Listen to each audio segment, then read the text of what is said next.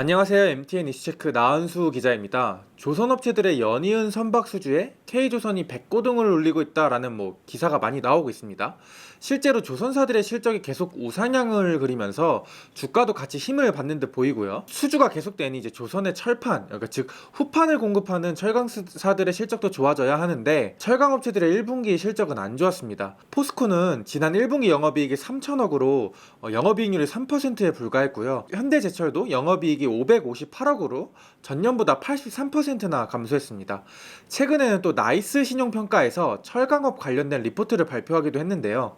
요약을 하면 앞으로도 부정적인 업황이 지속될 것으로 전망하고 있습니다. 다만 이 리포트 역시 현재 호황을 맞이한 조선사들이 넉넉한 수주 잔고를 유지한 덕분에 이 부분에서는 양호한 산업 환경이 이어질 것으로 전망을 하는 중인데요. 근데 제가 또 취재를 해보니까 이런 예상과는 달리 철강 업계는 조선업이 호황이어도 이에 따른 수혜를 보긴 어려울 거다라고 이야기를 많이 하고 있습니다. 통상 전방 산업이 잘 되면 철강사들의 실적도 함께 올라가는 편인데 철강업계가 왜 이렇게 이야기를 하는지 이번 이슈체크 시간에서 한번 자세히 알아보도록 하겠습니다. 첫 번째, 현재 조선사들과 철강사들이 가격 협상을 진행 중입니다. 한 2년 전만 해도 철강사들이 유리한 협상력을 주도권을 갖고 있었는데 현재는 상황이 완전히 뒤바뀐 상황인데요. 그 이유를 한번 살펴보고요. 두 번째, 철강업계에서 고통분담을 이야기하고 있습니다. 이 고통분담에 대한 이야기는 과거 조선업과 철강업의 히스토리를 알아야 좀 이해가 될 것 같습니다. 한번 같이 알아보면서 이에 대한 조선사들의 입장도 같이 한번 살펴보도록 하겠습니다. 세 번째는 아주 짧게 우리나라 철강사들이 현재 위기를 극복하기 위해 수출과 원가 절감에 대한 이야기를 하고 있는데 이것도 함께 같이 살펴보도록 할게요. 앞서 말씀드렸던 것처럼 철강업 실적은 전방 산업 시황에 따라 실적이 등락이 큰 편입니다. 당연히 철을 많이 쓰는 산업이 잘 돼야 철강 제품이 잘 팔리고 그게 철강사들의 실적에 반영이 되겠죠. 참고로 우리나라에서 철강 수요가 가장 많은 산업군은 건설 분야입니다. 그 비중이 한 30% 정도 되고요. 철강 실적이 1분기에 둔화한 것도 사실 건설 시장이 얼어붙은 탓이 가장 큽니다. 저희가 오늘 알아보려고 하는 조선업의 철강 수요는 세 번째로 많은데요. 비중으로 치면 국내 철강 수요 한 16에서 18% 정도 된다고 하고요.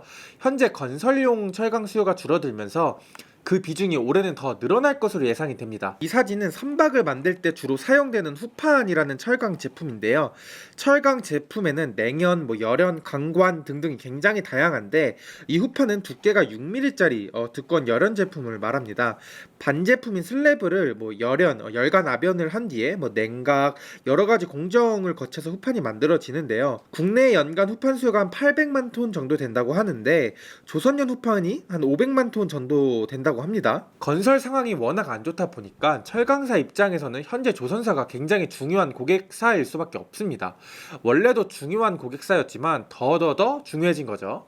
현재 조선사들은 긴 불황 터널을 뚫고 이제 수주가 굉장히 잘 되는 상황인데요. 친환경 선박에 대한 수주가 계속 이어지고 있는 데다 또 노후화된 선박들의 교체 수요까지 맞물리면서 수주가 계속되고 있는 덕분입니다. 일감만 거의 3년 6개월에서 4년치를 쌓아둔 상황이라고 하고요. HD 한국조선 해양은 5월도 안 끝났는데 벌써 올해 수주 목표치를 75% 이상 채운 상황입니다. HD 한국조선해양과 삼성중공업, 하나오션이 올해 1분기 나란히 흑자를 달성했는데 1분기에 국내 조선 3사가 동반 흑자를 낸 건 2011년 이후 13년 만이라고 합니다. 분위기가 매우 좋아 보이죠.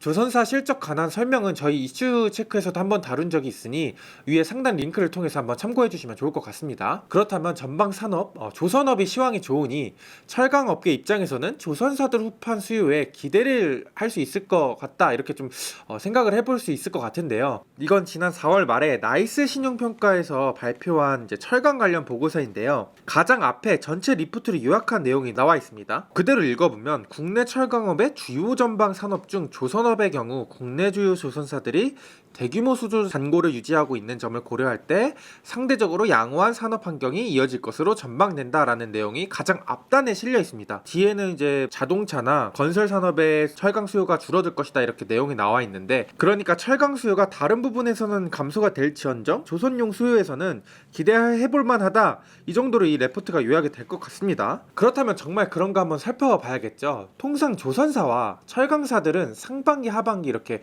한 번씩 연 2회 후판 가격을 협상을 합니다. 현재는 상반기 후판 가격 협상을 진행 중인데요.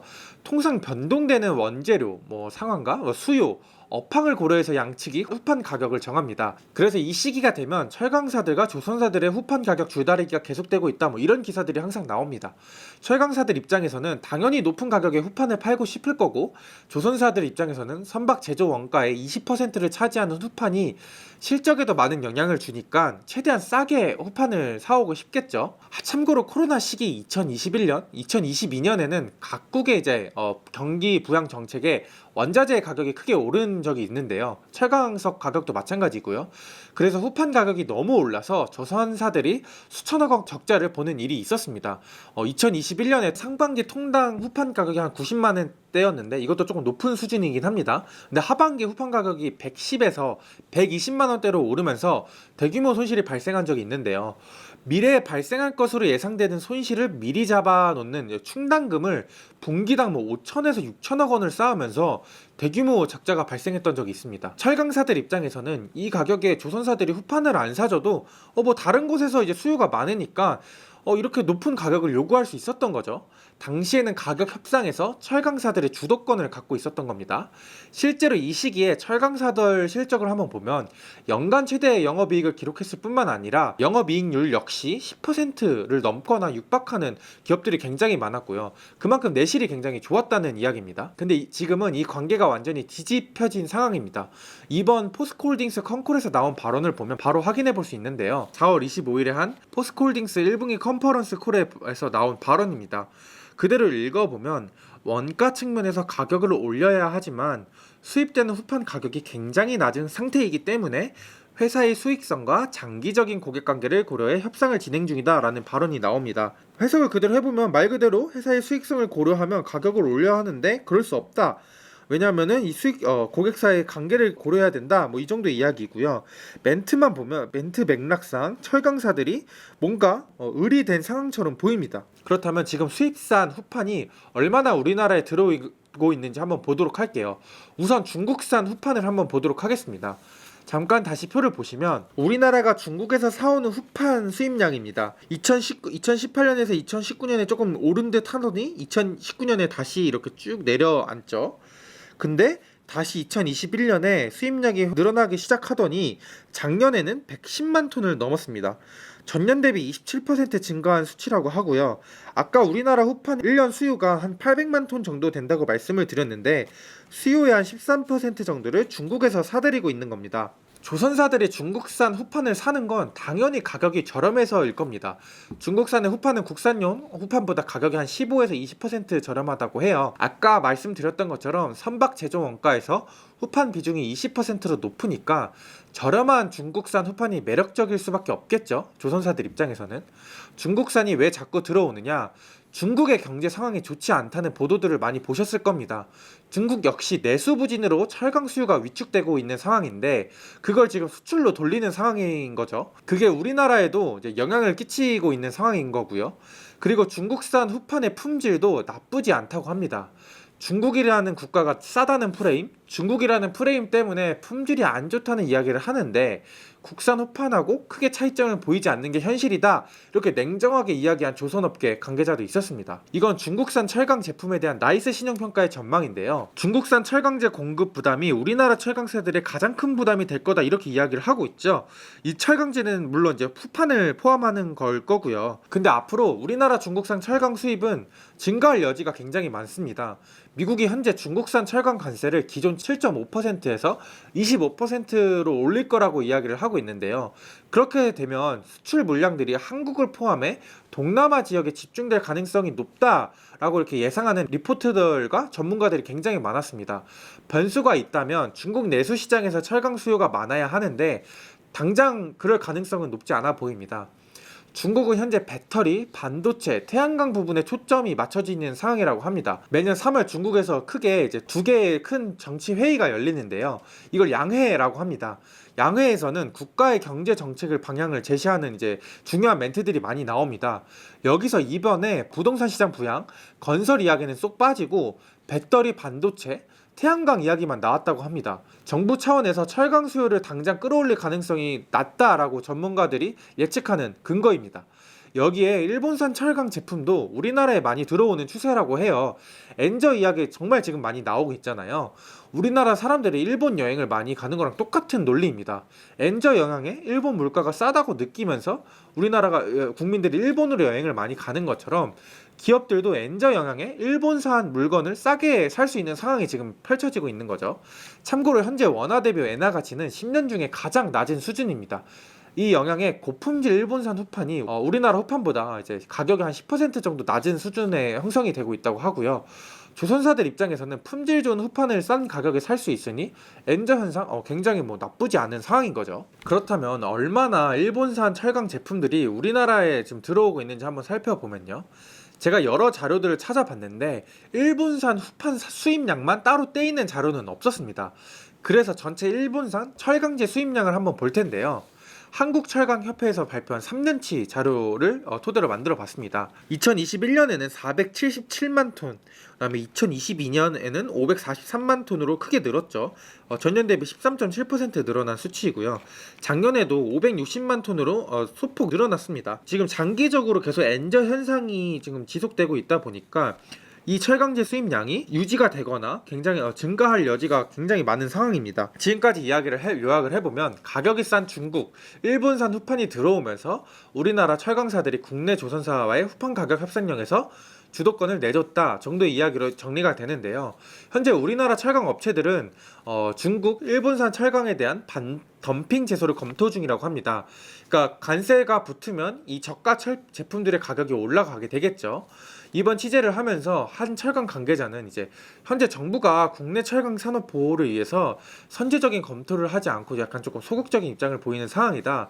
그래서 기업에서 좀 이런 거를 좀 조치들을 하고 있는데 좀 애로 사항을 갖고 있다. 이런 이야기를 하고 있고요. 또 미국만 보더라도 바이든 대통령이 물론 이제 선거 목적이 크긴 하지만 어쨌든 중국산 철강 제품에 대해 관세를 3배 이상 물리지 않느냐. 우리도 좀 적극적인 액션이 필요하다 이런 아쉬움 섞인 이야기를 많이 하고 있었습니다. 그리고 다른 철강 관계자는 고통 분담에 대한 이야기를 좀 하더라고요. 과거에 조선업이 힘들었을 때 국내 철강사들이 도와줬던 것처럼 이번에는 조선사들의 좀 철강사들의 좀 힘든 상황을 고려해줘야 되는 거 아니냐 이런 이야기를 하고 있습니다. 이 맥락을 이해하기 위해서는 과거의 일을 좀 살펴볼 필요가 있습니다. 지금 조선업이 좋다곤 하지만 사실 이렇게 상황이 좋아진 건 불과 2-3년 전 정도밖에 안 됐습니다. 과거에 중국의 싼 선박과 수주 가뭄에 우리나라 조선소 간 저가 수주 경쟁이 붙으면서 조선사들의 생존이 위태했던 시기가 있었는데요. 그 시기가 한 2015에서 2018년 정도였는데 이때 당시에 후판에 대한 원가 부담도 같이 커지면서 조선업계에서도 후판 가격을 굉장히 낮추고 싶어 했었습니다. 후판이 배값의 많은 비중을 차지하니까요. 그때 국내 철강 관계자 말로는 이렇게 조선사들의 상황이 안 좋을 때 철강사들이 후판 가격을 시장 가격보다 낮은 가격에 판매를 해줬다고 하고요. 좀 봐준 거죠, 어떻게 보면. 실제로 당시에 철강사들이 고통 분담 혹은 통큰 양보를 했다 이런 기사들이 굉장히 많이 보입니다. 그래서 실제 당시에 좀 기사들을 좀 찾아보면 철강사들이 고통 분담을 했다 혹은 통큰 양보를 했다 이런 기사들이 굉장히 많았습니다. 그러니까 지금은 조선사들의 입장을 고려해달라 이런 게 지금 철강 업체 관계자들의 조금 요구인 거죠. 물론 이에 대한 조선업계의 입장이 있기도 합니다. 우선 원자재 가격을 이야기를 하더라고요. 철강사 가격이 많이 내려갔으니까 원가 부담도 줄어들었을 테고 후판 가격 인하를 요구하는 건 조선업체 입장에서는 당연하다 이런 입장을 밝히고 있습니다. 실제로 철강사 가격이 좀 많이 내려가긴 했는데요. 최근 1년 중에 철강사 가격 추이를 보면 2024년 초에 정점을 찍다가 1분기에 철강산 가격이 꾸준히 하락세를 보이는 것을 보실 수 있죠. 물론 4월부터 바닥을 찍고 올라가고 있긴 하지만 어쨌든 조선사들의 입장은 이 시기에 원자재 가격이 많이 하락했으니 후판 가격도 이제 후판 생산 가격도 낮아졌을 거고 이에 대한 후판 가격에 대한 이제 인하가 무리한 요구는 아니다라고 이렇게 주장을 하는 주장 근거를 내세우고 있는 겁니다. 그리고 코로나 때 후판 가격이 큰 인상, 그러니까 아까 말한 120만 원대 정도일 때 이야기를 하면서 우리도 그때 많이 힘들었었다. 이런 이야기를 하기도 했고요. 그래서 과거에는 철강사들이 도와준 적이 있지만 그때 일, 그러니까 여기서 말하는 거는 2021년, 2022년 후판 가격이 크게 올랐을 때 그때 일로 철강 업체의 부채감 정도는 어느 정도 덜어냈다. 그러니까 우리가 비싸게 그때 샀으니까 좀 이 부채감이 좀 자유롭다, 이런 취지의 이야기를 좀 웃으면서 많이 하더라고요. 그래서 이 말을 들으면서, 물론 그 관계자는 농담으로 한 이야기이긴 하지만 저는 조선사 입장에서도 현재 자신들이 갑인 위치에서 주도권을 잃지 않으려는구나라는 좀 느낌이 좀 강하게 들었습니다. 그리고 두 번째로는 인건비 이야기를 좀 하고 있습니다. 조선은 대표적인 노동 집약 산업이잖아요.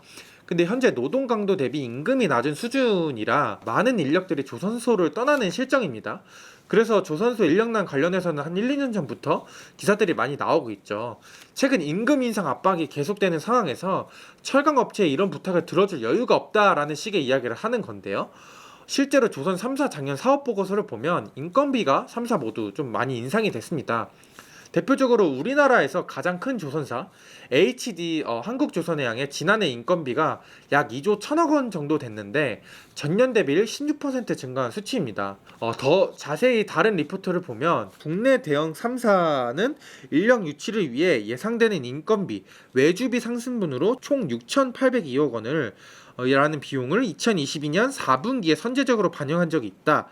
2023년에도 직구형 인력의 임금 수준이 전년 대비 8.3% 상승한 것으로 파악된다 라는 이야기를 하고 있습니다. 그만큼 지금 조선사들의 인력난, 거기에 따른 임금 인상이 현실화되고 있다라는 내용입니다. 아마 올해도 워낙 조선사 실적이 좋을 것으로 예상되기도 하고, 그동안 다른 업종 대비 임금 인상률이 낮았어서 앞으로 임금 인상에 대한 압력은 더 커질 것으로 예상이 되고요. 그러니까 후판 가격 외에 다른 비용들이 이렇게 크게 오르는 상황에서 우리가 철강사들의 입장을 고려해서 후판을 높은 가격에 좀 쳐줄 수 없다 라는 이제 조선사들의 입장이 어느 정도 이해가 되는 상황이긴 합니다. 상황이 이렇다 보니 철강사들도 지금 수출로 눈을 돌리려고 하는 분위기인데요. 사실 상황이 그렇게 좋지는 않습니다. 첫 부분에 말했던 것처럼 중국이 현재 동남아 지역에 철강 수출을 확대할 조짐을 보이는 상황이고요. 우리나라도 이제 좀 약간 좀 미국이나 뭐 다른 나라에 좀 수출을 늘릴 방안들을 노력을 하고 있는데, 미국에 수출할 수 있는 물량이 일단 좀 제한적인 상황입니다. 과거에 고율 관세를 피하기 위해서 수출 커터를 줄인 적이 있거든요. 일정 수출량에 대한 철강 제품만 이제 무관세, 그리고 그 이상만 관세를 부과받는 상황입니다. 미국에 수출을 할 때.